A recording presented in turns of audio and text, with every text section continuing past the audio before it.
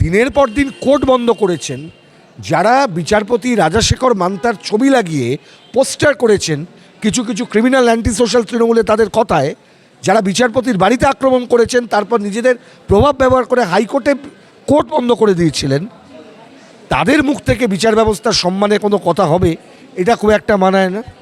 Rather এই মমতা ওখানে বলেছিলেন বিধানসভার একটা সেশনে নয়, বাইরের একটা প্রোগ্রামে দাঁড়িয়ে মমতার বক্তৃতা ছিল এটা যে বিচার কেনা যায়, রায় কেনা যায়। তাহলে যে মমতা এটা শিখিয়েছে সেই মমতার পুলিশ এইভাবে কেন কীভাবে গ্রেপ্তার করার জন্য নোটিশ দিচ্ছে? শুধু মমতা বন্দ্যোপাধ্যায় নয়, ওই একটা ছেলে আছে, কী নাম, ডায়মন্ড হারবারের মুখ্যমন্ত্রীর কথা বলছি আমি। They have a parallel government in Diamond Harbour. Diamond হারবারের মুখ্যমন্ত্রী ওখানে যিনি প্রশাসনিক বৈঠক করেন, উনিও সেদিনকে বিভিন্ন সময় বলেছেন জজেদের নাম করে করে, এই জজ সেই জজ সেই। তা বক্তব্য হচ্ছে যে তারা তো কেউ ইমিউন নয়, রাজা রাজার ছেলে রাজার ভাইপো এটা তো নয়। আমরা গণতান্ত্রিক রাষ্ট্রে বাস করি, রাজতন্ত্রে থাকি না। সেই একই জায়গায় দাঁড়িয়ে সবাই সব কিছু বলুন, হ্যাঁ কোথায় হবে এটা তো ভাষার নিয়ন্ত্রণ থাকবে, যদি বলার থাকে আদালত করবেন। This is for the chief justice of India to do or supreme court registry to do. আমি কে কোথাকার পুলিশ অফিসার গিয়ে ঠিক করবে যে চিফ জাস্টিস অফ ইন্ডিয়ার মান চলে গেছে? এটা হচ্ছে approach of the supreme court.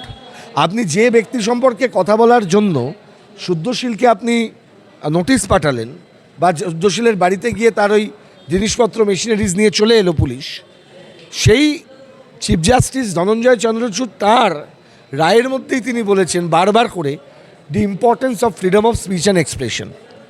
হতে পারে শুদ্ধশীল যেটা বলেছেন সেটা সমর্থনযোগ্য নাও হতে পারে, সেটা বিচার ব্যবস্থার পক্ষে ক্ষতিকারক হতে পারে, but police is nobody to deal with ইট।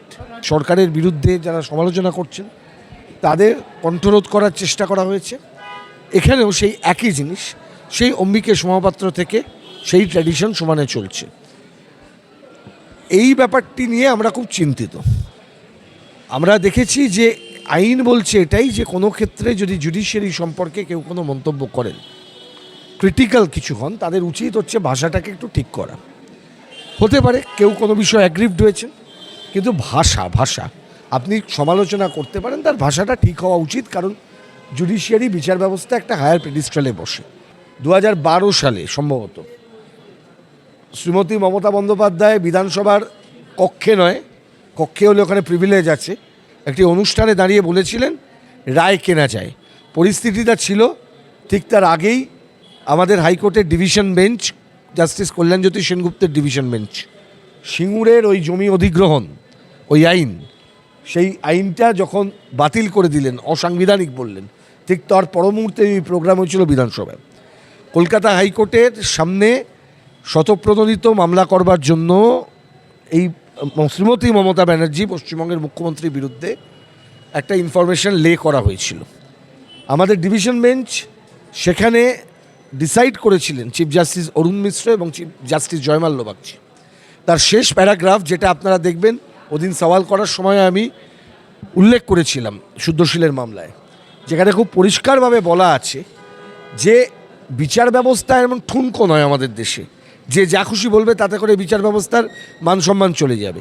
কিন্তু যখন একজন সাংবিধানিক অথরিটি, সাংবিধানিক পদে থাকা কোনো ব্যক্তি বিচার ব্যবস্থা সম্পর্কে কোনো রকম বক্তব্য রাখবেন, তার বক্তব্যের ভাষা, তার গঠন যেন সঠিক হয় এবং সেটা যেন সুচারুভাবে বলা হয় এবং সঠিক শব্দবন্ধ ব্যবহার করা হয়, এটাই ছিল নির্যাস। এবং তারপরে মহামান্য কলকাতা হাইকোর্টের ডিভিশন বেঞ্চ সেখানে মমতা বন্দ্যোপাধ্যায়ের বিরুদ্ধে আদালত অবমাননার সুমোটো মামলা করতে অস্বীকার করেছিলেন। তারা বলেছিলেন যে উনি সতর্ক হন এবং ভেবে দেখতে হবে ভবিষ্যতে তিনি এই ধরনের মন্তব্য যাতে না করেন।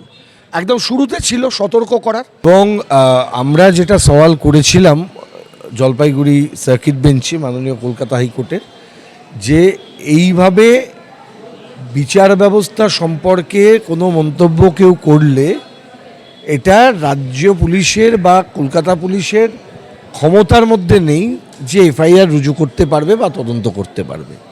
এটা একেবারে পিওর কোয়েশ্চেন অফ ল যে এই ধরনের এফআইআর কে রুজু করবে। আমাদের আইনে যেটা আগের কোড অফ ক্রিমিনাল প্রসিজিয়ারে, সেখানে সেকশন 195 ছিল, যেখানে পরিষ্কার বলা ছিল যে অনগোয়িং কেস হলে সেই কেস সম্পর্কে কোথায় কিভাবে যদি কোনো রকমভাবে কন্টেম্পটের জায়গা আসে বা এটা সম্পর্কে যদি কেউ কোনো অনভিপ্রেত মন্তব্য করেন তাহলে কে কমপ্লেন করতে পারবে। এটা বলা হয়েছিল যে জুডিশিয়াল অফিসার নিজে করতে পারবেন, সুমোটো আদালত নিতে পারবেন, আর জুডিশিয়াল অফিসার যদি কাউকে অথরাইজ করেন ওই আদালতের বিহাফে সেটা। এখানে দেখা যায় যে শিলিগুড়ি এবং মাটিগড়াতে দুজন আইনজীবী, তাদের মধ্যে একজন নিজেকে বলেছিলেন পশ্চিমবঙ্গ সরকারের পাবলিক প্রসিকিউটর, তার করা কমপ্লেনের ভিত্তিতে পুলিশ নোটিশ দিয়েছিল। মহামান্য বিচারপতি অমৃতা সিনহা গোটা প্রসিডিংটি বন্ধ করে দিয়েছেন এবং বলেছেন যে এটা নিয়ে তদন্ত করার জন্য কোনো অনুমতি তিনি দিলেন না। সুব্রত, আমরা দেখেছি যে পুরনো মামলাতে অর্থাৎ আপনার করা মামলা রোদ্দুর রায় তিনিও রাজ্যের মাননীয় মুখ্যমন্ত্রী নিয়ে সমালোচনা একাধিকবার করেছেন। আমি তো আবার বলছি যে তার ফল কি হয়েছে। আমি সেদিনই বলেছিলাম, যেদিন রোদ্দুর রায়কে গ্রেপ্তার করা হয়েছিল, যে আজকে যদি 3000টা লোক দেখে কালকে ওটা 3 লক্ষ লোক দেখবে। দীপক ঘোষের বই যদি 3টে লোক পড়তো, আজকে গ্রেপ্তারির পর থেকে কৌস্তবের আরও 300 লোক পড়বে।